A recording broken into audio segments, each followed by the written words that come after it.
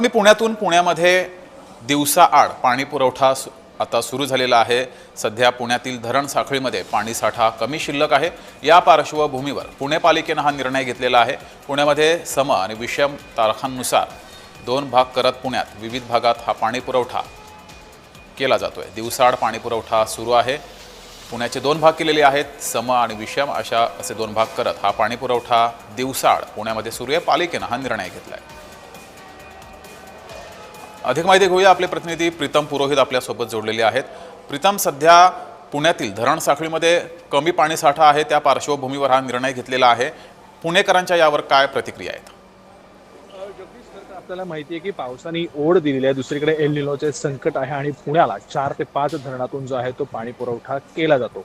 वरसगाव, टेमघर, पानशेत, त्याचबरोबर भामासखेड ह्या सर्व धरणातून जे आहे पुण्याला पाणी पुरवठा केला जातो।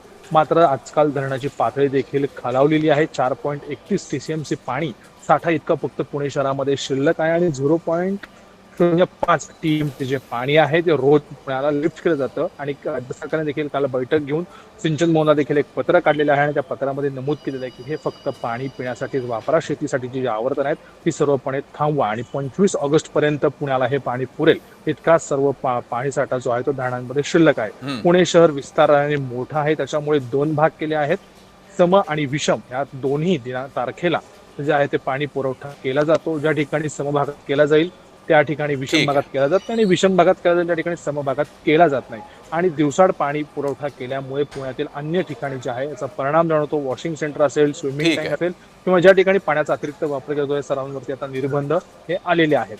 आणि एकूणच पुणेकर नाराज आहेत, कारण स्थायी समितीचे अध्यक्ष होते भीमाले त्यांनी सांगितलं की पुणेकरांचा एक थेंबही कपात केला जाणार नाही। मात्र एक थेंब काय तर दिवसाड पाणी पुरवठा केला जातोय, त्याच्यामुळे आश्वासनांची जी पोलखोल आहे ती आता झालेली पाहायला मिळते। ठीक आहे प्रीतम, तुम्ही असेच जोडलेले राहा।